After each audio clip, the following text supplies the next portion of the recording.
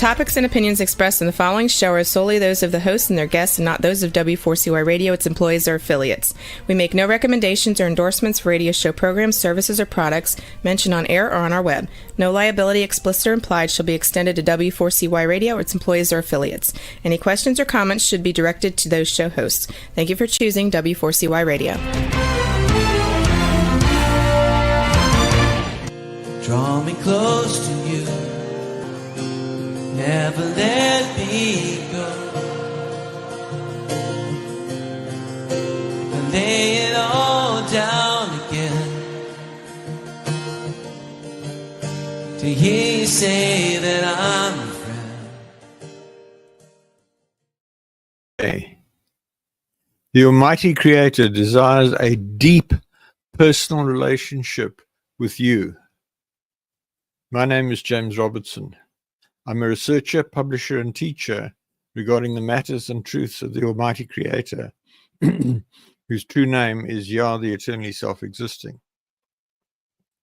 I've been actively serving him since 1993, over 32 years. If you're not actively serving Yah, then by default you're serving Satan, and my objective is to show you how you can make a big difference on earth and qualify for a position of high esteem in heaven for eternity. It's important to understand that as a believer, just being good is not the point. It's relationship with Yah that counts.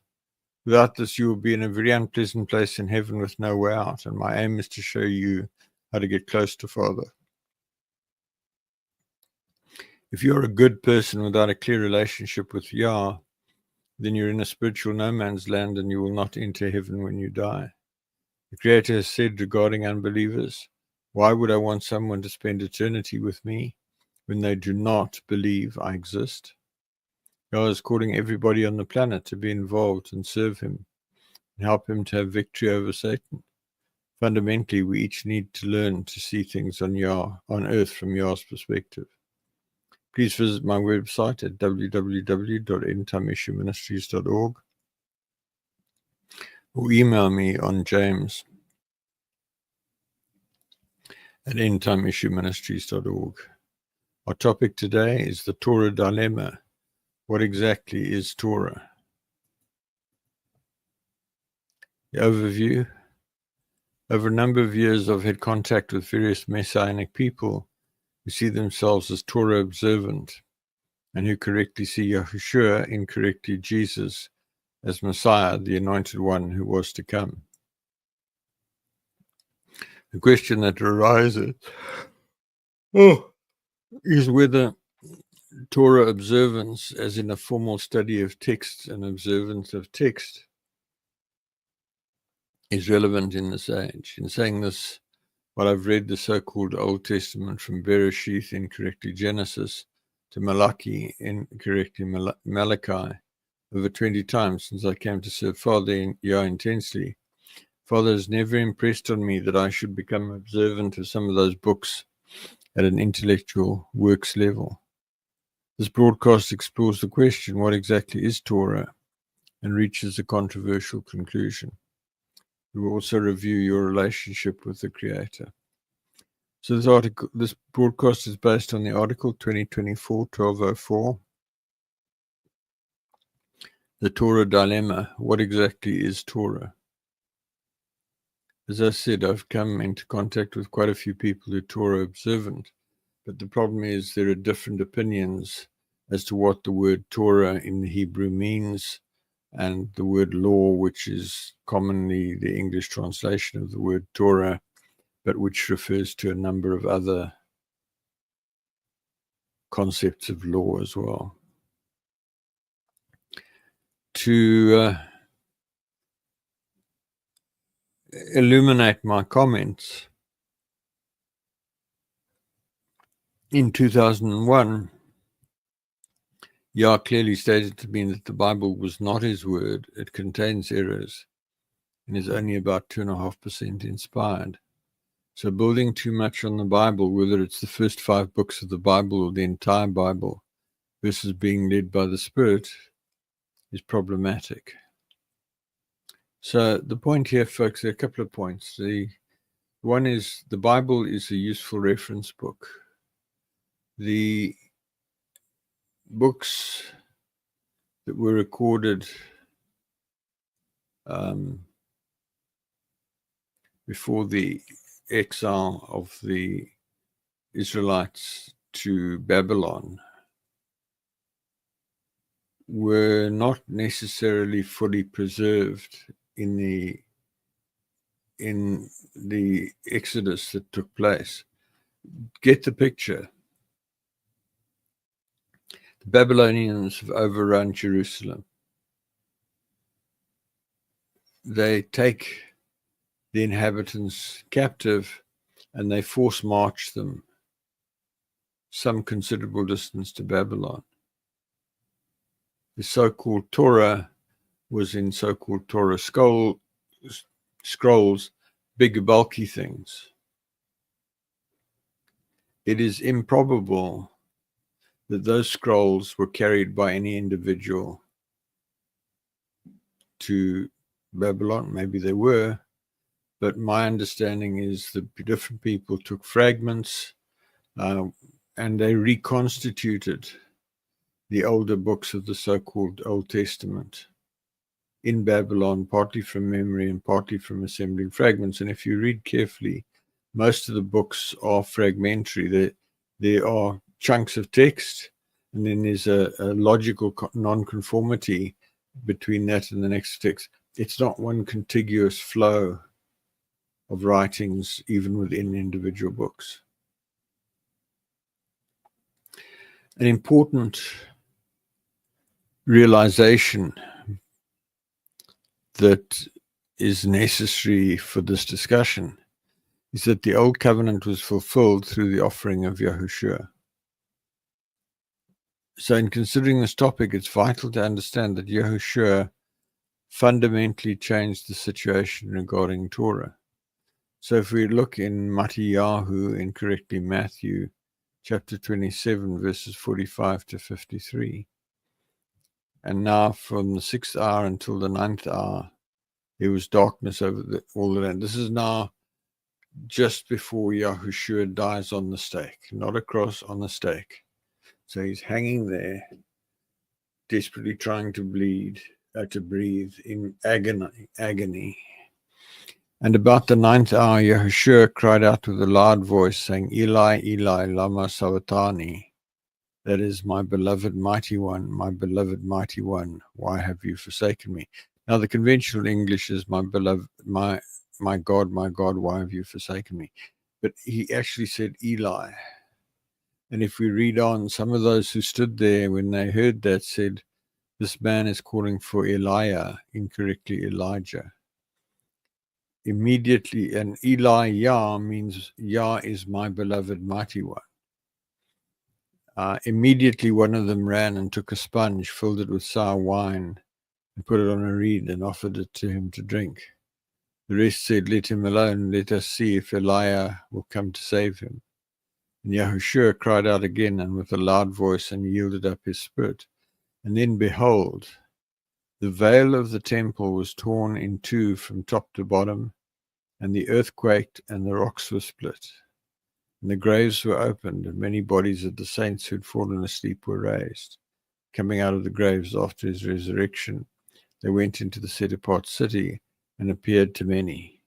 This is confirmed in Mark 15:33. So there are a number of key points here. So first of all, I'd like to refer you, there's an article on the website, The Miraculous Planning of the Death of Yahooshua, where, how, and when, and I taught on it on this channel a few months ago for an elaboration of many of these points. The rocks were rent. There was an earthquake, and the earthquake cracked through the foot of the stake hole where Yeshua was hanging, down to the Ark of the Covenant, which had been hidden there by Jeremiah, at the time of the Babylonian exile in 586 BC. And Yeshua's blood ran onto the mercy seat of the Ark of the Covenant and introduced a new covenant, a new offering for the forgiveness of sin. and the ordination of a new high priest. Now, the fact that the Ark of the Covenant was there was only discovered by Ron Wyatt in 1982. So at the time that Yahooshua died, nobody understood that this has happened. And it's very significant because it means that Yahooshua became a new high priest, new offering for sin, new covenant through the blood falling on the mercy seat, fulfilling the terms of the covenant of Moses, the so-called Old Covenant, Old Testament. It's not a testament, folks. It's not a will. It's a covenant. And then the veil of the temple was torn from top to bottom, thereby revealing that the most set-apart place, the Holy of Holies, was empty, and the Ark of the Covenant was not there. So the high priest was a fraud, and the offering for atonement of sin was invalid. It's important to note that it was torn from top to bottom, showing it was not done by human beings. Thus Yah opened the way to relationship with him to all believers. This is vital to understand in the context of the discussion of Torah. So a couple of pieces here, folks. What we learn with Wyatt's discovery of the Ark of the Covenant in the cave under the execution site is that from 586 BC, there could not be a legitimate high priest, and there could not be a legitimate offering for atonement on the Day of Atonement, because the Ark of the Covenant is gone, and both of those things required the sprinkling of the blood of a lamb or goat without spot or blemish to be the blood to be sprinkled on the mercy seat. Couldn't be done. Ark's gone. Go into exile. So really what we find is that because of the rebellion and the disobedience of Israel, the people of Israel, which led to them being taken captive to Babylon, they reached a point then where the high priest was illegitimate. It was a ritual, but it had no substance in terms of the covenant of Moses, and that when they did the offering for atonement on the Day of Atonement, it was also meaningless because there was no Ark of the Covenant. So for 586 years, plus another 33 and a half, till Yahooshua died, there was no legitimate high priest, and the high priest who called for Yeshua's death was not legitimate. And then the curtain was torn, which meant that anybody could walk into the Holy of Holies where the Ark of the Covenant was supposed to be.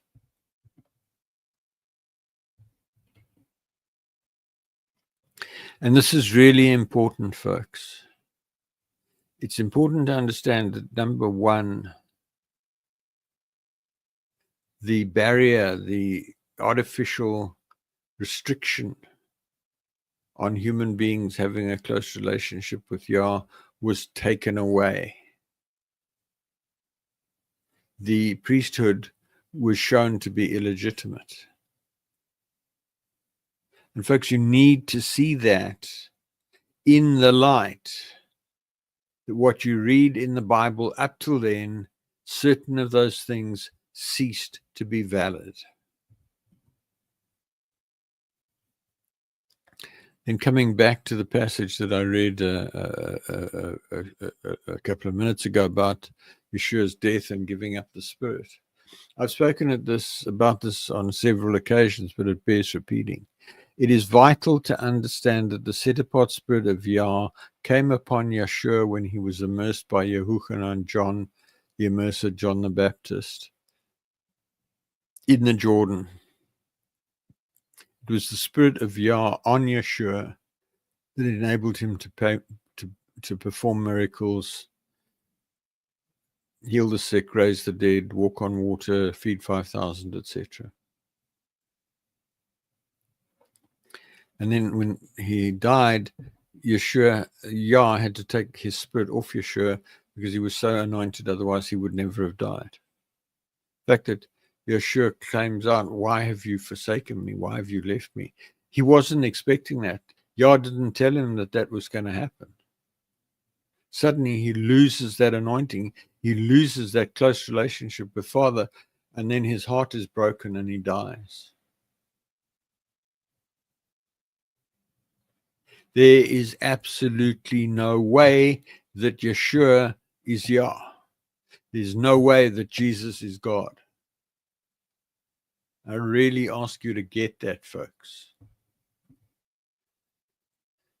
Then also note that the 2 tablets of stone with the 10 words, the 10 commandments, were in the Ark of the Covenant, which had been missing from the time of Yirmiyahu.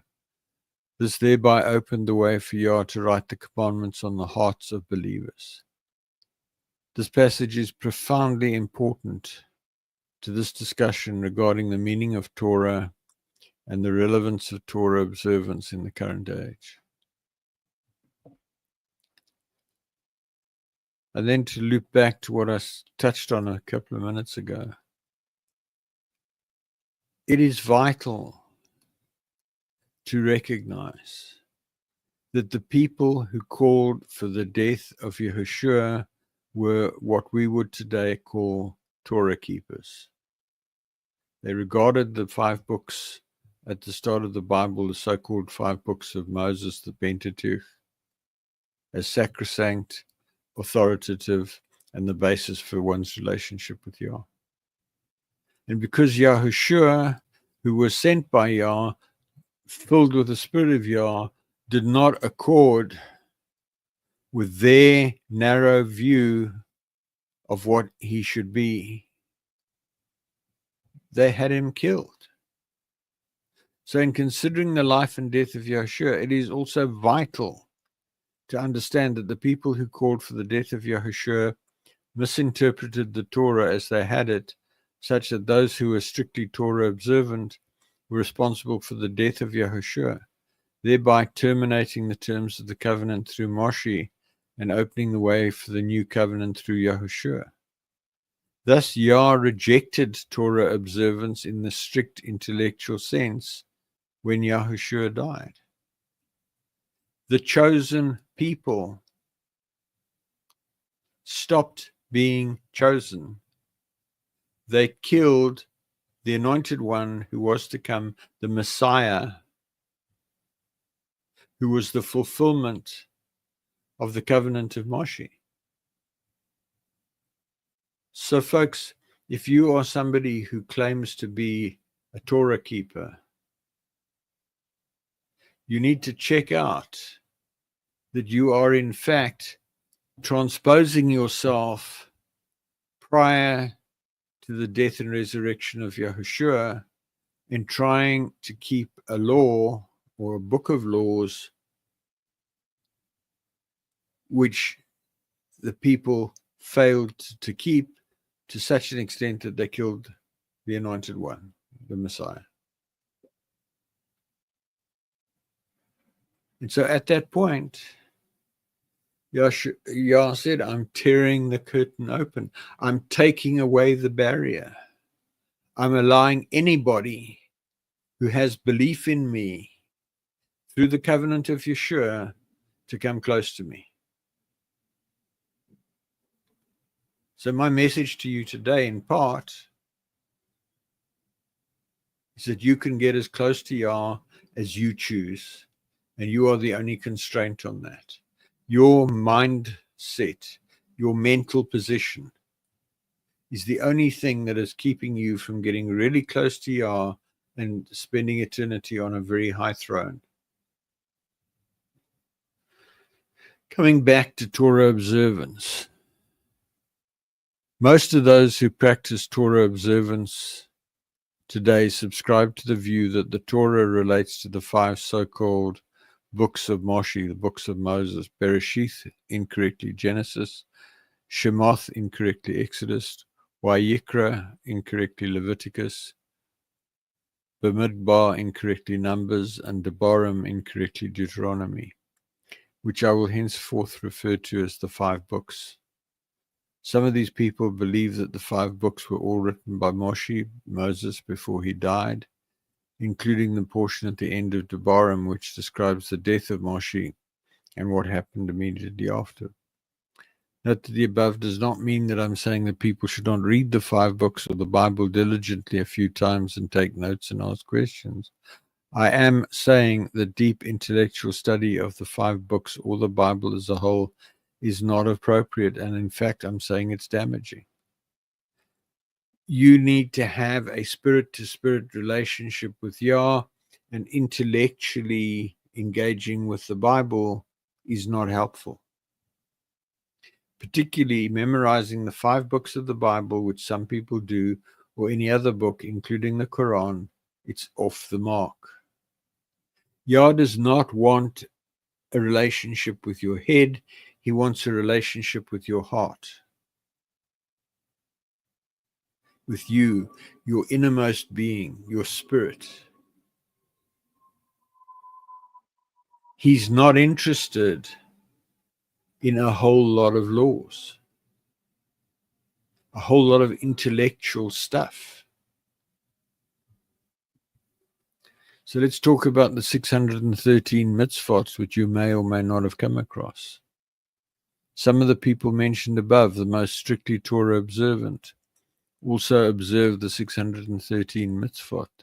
The 613 laws deduced from the 5 books by rabbis and taught as a strict basis for getting into right standing with Yah. You can search on the internet for the 613 mitzvot. That's mitzvot. It will be apparent that such a large number of rules requires substantial intellectual effort in order to engage, understand, and apply, with the consequence that those who take on this discipline are likely to be intellectually engaged with the book and not in tune with Yah's spirit. Folks, I had largely an intellectual revelation of Yah and the Bible, etc., when I was young. I didn't have any deep spiritual experience. In 1993, 12th of March, when Yah spoke to me audibly, I instantly realized that my intellect had led me down the wrong path and got me into a lot of trouble. So in a way that I can't fully explain, I walked with Yah from then on a spiritual basis. I constantly asked him questions about the Bible. I took copious notes. I got copious revelation. And I kept walking with him in the Spirit. And I encourage you that if you are in the place of memorizing bits of the Bible or the 5 books or whatever, or the Quran or whatever, stop. Seek a deep personal relationship with your Father in heaven. So coming back to this thing about the 613 mitzvot, this is what Yeshua was referring to in Matthew 23:4, speaking of the Torah observant leaders, scribes, etc. For they bind heavy burdens, hard to bear, and lay them on men's shoulders. That's the 613 mitzvot and some of the other stuff. But they themselves will not move them with one of their fingers. In my over 32 years, as of May 2025, of being led by the Spirit of Yah, Yah has strenuously kept me from having anything to do with the 613 mitzvot, bar being aware of their existence. He won't even let me read them. And you can get offended by that and say, oh my goodness, well, this guy Robertson, seriously off the mark.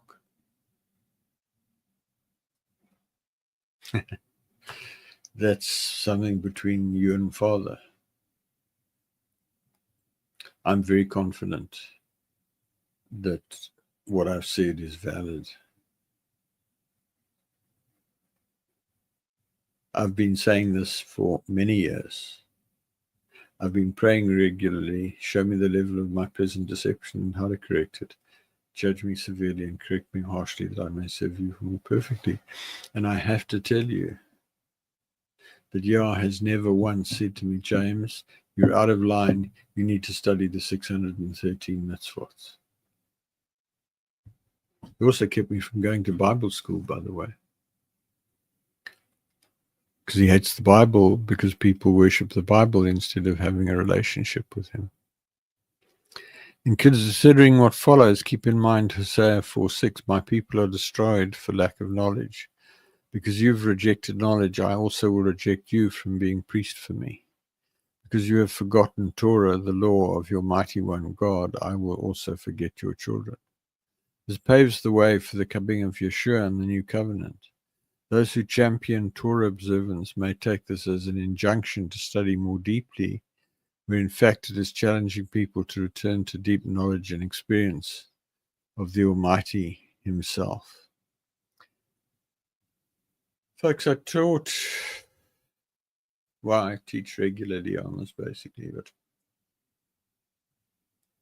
a critical examination of everything around you, from the universe to the solar system, to the sun, to the moon, planet Earth, plants, the animals, us, reveals huge complexity, enormous creativity, great discipline,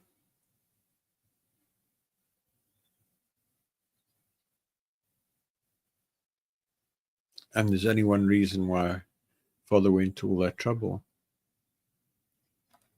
Because he was lonely and he wanted friends. He didn't want you to have a relationship with the Bible. He didn't want you to have a relationship with your pastor or whoever or whatever. He didn't want you to go to Bible school and worship the Bible. He wanted you to have a deep personal relationship with him, to talk to him all the time, hear him all the time, engage with him all the time, have him involved with your life. So how does studying of the order of, 120 pages of writing correlate with having a deep relationship with Father? I read someone the other day saying that you have to keep Torah in order to be pure, to have a relationship with Father. I don't think so. You need to have a relationship with Father and then you'll get pure. So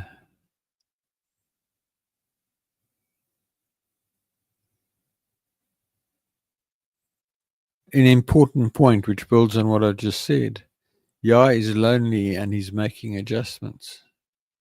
Notice also that in the historical context, Yah is lonely and working with what he has to work with regarding human beings, which have been increasingly weak and pathetic. The people today are far weaker spiritually than they were 3,600 years ago at the time of Moshe.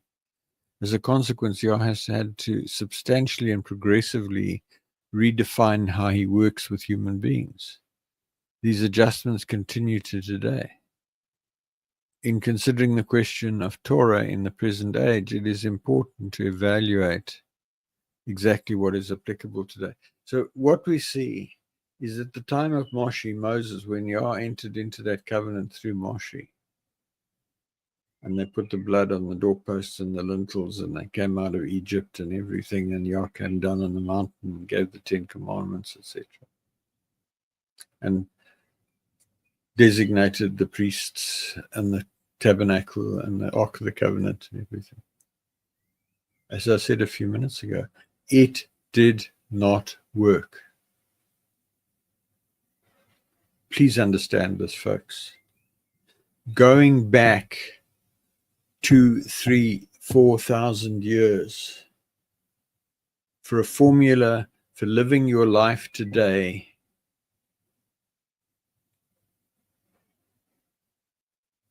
is not wise, because things have changed. Yah is looking for friends. And then Torah in hearts. Doing this, note that Hebrews 10:16 states, "This is the covenant that I will make with them after those days, says Yah, the eternally self-existing, incorrectly the Lord. I will put my laws into their hearts, and in their minds I will write them." And so in the context of this broadcast, the question arises, which laws are being referred to? As I said, it's a body of opinion which says the 5 books must be fully and completely understood, and we will read from them every week, and we will study them every week, year after year after year after year after year after year. And somehow by doing that, it will be pleasing to Yah, and he will reward us when we come before the judgment seat. Just stop and think about what I've just said, because I want to suggest to you that it doesn't make sense. Here we are, Yah went to all this trouble to create us to be friends, and now he's going to judge us on the basis of our in-depth knowledge of 5 books. So I don't think this is the law, the Torah, that's going to be written on our hearts or is written on our hearts. It turns out that Hebrews 10:16 is quoting Yirmiyahu, incorrectly Jeremiah 31:33. But this is the covenant I will make with the house of Israel after those days, declares Yah, the eternally self-existing, the Lord. I will put my law in their minds and ascribe it on their hearts, and I will be their mighty one, incorrectly God, and they will be my people. To a point, this also references Ezekiel 36:26-27. I will give you a new heart and put a new spirit within you. I will remove your heart of stone, and I will give you a heart of flesh. And I will put my spirit within you and cause you to walk in my statutes and to carefully observe my ordinances. So, do you mean to tell me that Yah has taken 5 books written by human beings, which he says are largely not inspired, and put that in our minds and in our hearts? Please think about it. It's kind of overwhelming. I've read those books many times. I know roughly what's in them, and I can pretty much find whatever I need to find in them, even though it's 24 years since I last read the Bible. Because 24 years ago, Father, after having read the Bible 20 times Old Testament, 35 times New Testament, Father said to me, it's not my word, it's only 2.5% inspired, and I hate it. Bawam. Then Abraham and Torah, Genesis 26:5. Because that Abraham hath hearkened to my voice and keepeth my charge, my commandments, my statutes, and my Torah, in most English translations, laws. Clearly, there's much in addition to the Torah in the way of Yah's charge, Yah's commandments, and Yah's statutes, in addition to Yah's Torah. So the Torah itself is apparently quite narrowly defined. Note also that Abram had the Torah over 500 years before Moshe, so the Torah is clearly not the 5 books, which almost entirely deal with the situation after Abraham. Folks, this is important. The reason I'm doing this teaching is because I fairly regularly encounter people who tell me that they're Torah observant.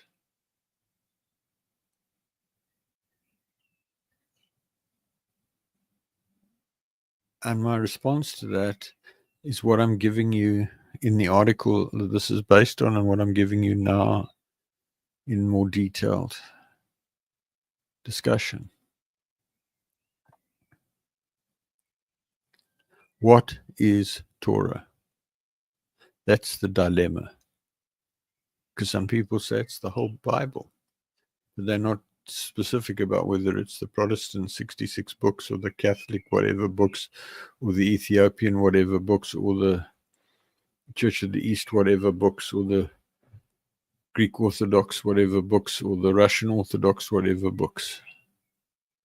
There's some commonality, but there's something like 16 extra books in the Ethiopian canon, and there's about 9 in the extra in the Catholic canon. Silly. So what is Torah? Examining Yirmiyahu 31 to 33 in the Interlinear Bible, we find that the word translated law is Strong's number 8451, Torah. So Hebrews 10:16 states, "This is the covenant that I will make with them after those days, says Yah, the eternally self-existing. I will put my Torah into their hearts, and their minds I will write them." So Hebrews 10:16 is referring to Torah. This highlights the question of what is the Torah, the law, being referred to here. Strong's Lexicon, cited in Appendix A to the article on which this broadcast is based, elaborates, and Appendix B lists a few verses where Torah occurs. If you study it out, just search the word law in the Bible.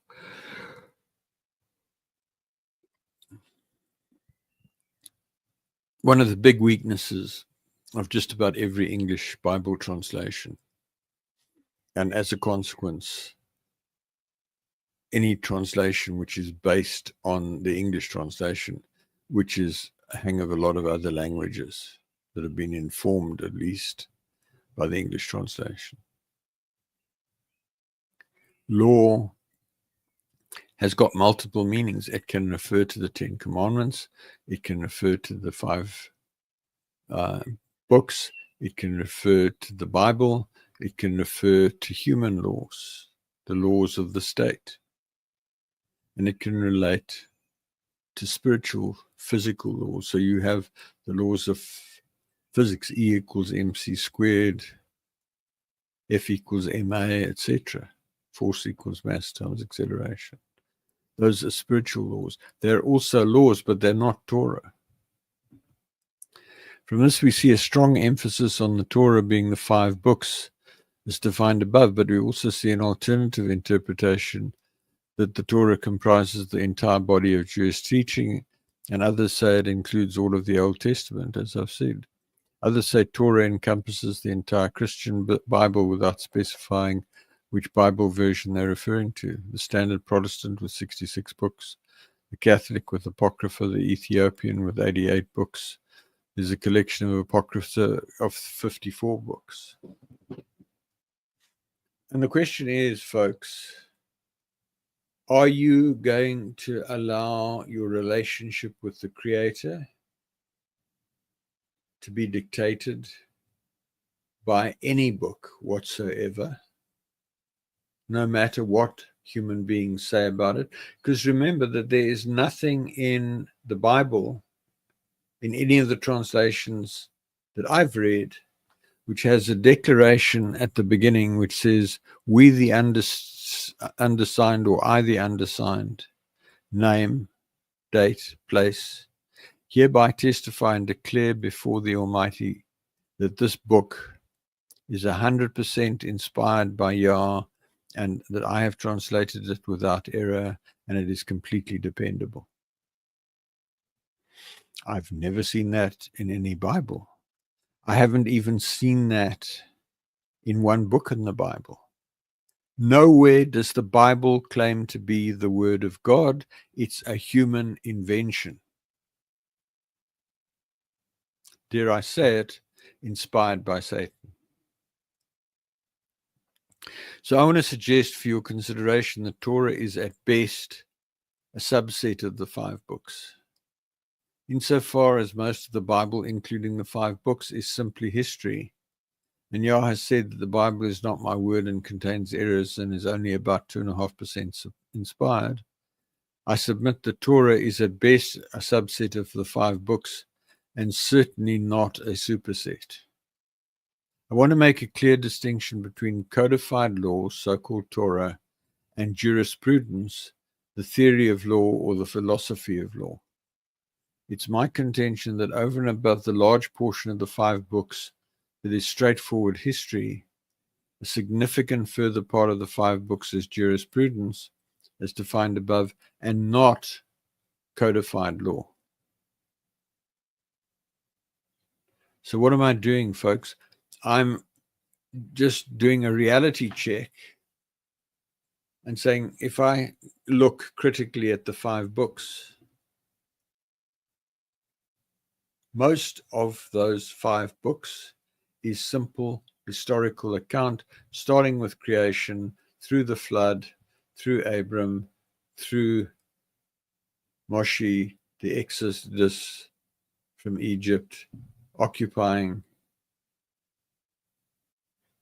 the Promised Land happens after the 5 books. The 5 books take us up to the point where Moshe dies and a little bit beyond that.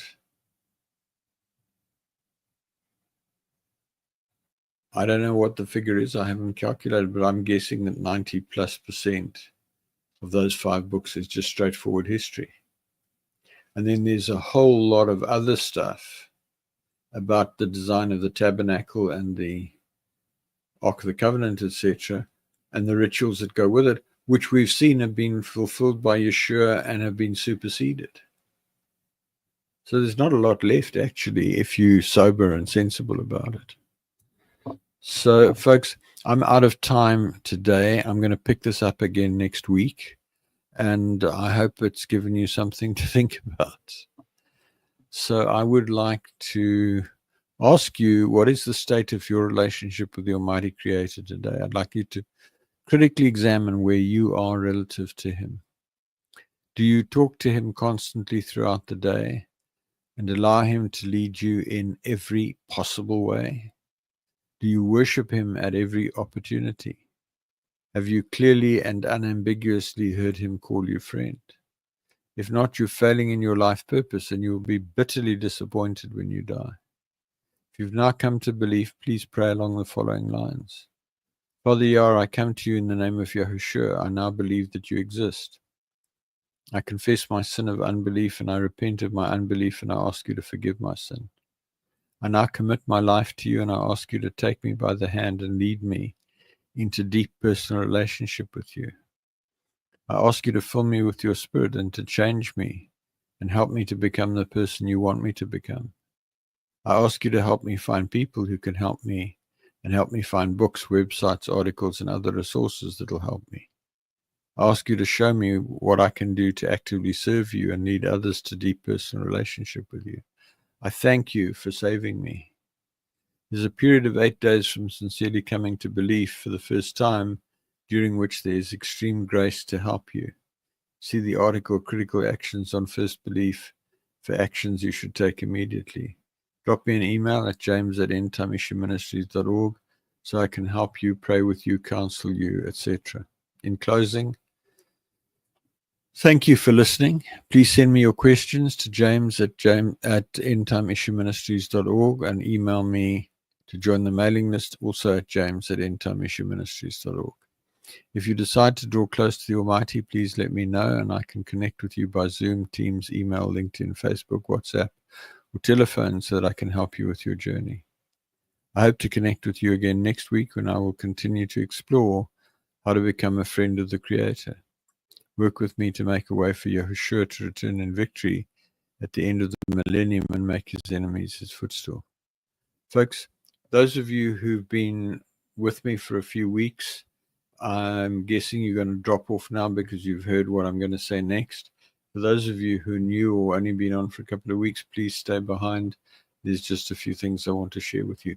In closing, I want to remind you Yah wants you to become his friend. It doesn't matter whether you are black, white, or anything else. It doesn't matter whether you're African, Asian, Indian, American, European, Caucasian, whatever. It doesn't matter whether you're a Satanist.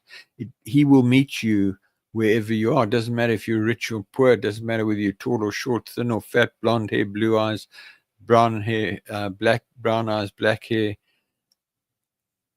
anything. It's open to you, whoever you are, wherever you are, wherever you find yourself in your life status. He wants you to become his friend.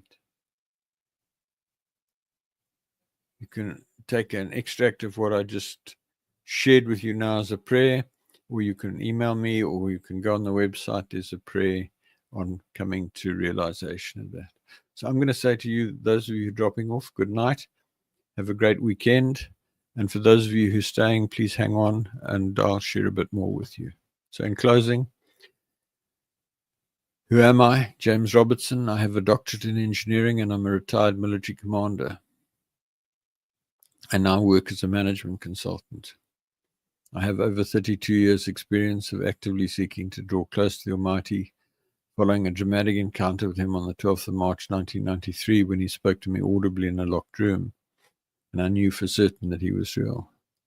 In learning about Father, I applied my deep-seated aversion to failure born out of an accident in early childhood, coupled to my engineering and military training of rigor and preventing failure, to my seeking of knowledge about Father. This journey led to numerous supernatural experiences, prayers answered, and clear communication with the Creator. It forms the basis for what I teach in these programs. See the video Why Seek Relationship for an overview of what I believe. Visit my website at www.endtimeissueministries.org for a whole lot of information. The ETI version of the Bible with correction of common translation errors and commentary is on the ETI Bible version page.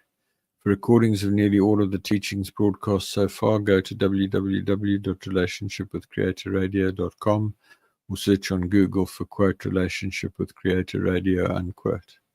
Transcripts are on the Transcripts of Broadcast page. Books with teachings from 1998 till May 2019 are at the Books for Printing page. Those are PDFs that you can download with covers and take to a print shop. I publish regular email articles. Email me on james@endtimeissueministries.org to be added to the list or to seek counsel, prayer, or give me feedback. Visit the website and use the article keyword cloud, the table of contents, the article search, and the Google search to locate the information you're looking for. Folks, that's all. I'm out of time. Good night, and I look forward to seeing you next Friday. Thank you so much. Father, I come to you, lifting up my hands. By your grace I stand, just because you love me. I know your favor. Hi, I'm James Robertson. Have you heard it said that the Almighty will write his law in your heart? The Hebrew word is Torah, and there's a big debate as to what's meant by Torah. If you're not sure what's meant by the word Torah, the word law written in your heart, and you're a believer, then please listen to my broadcast on w4cy.com internet radio or talk4tv.com internet TV. Also visit my website at www.endtimeissueministries.org and also relationshipwithcreatorradio.com for back issues of my broadcasts. Or email me on james@endtimeissueministries.org to find out more. I look forward to hearing from you. Thank you so much.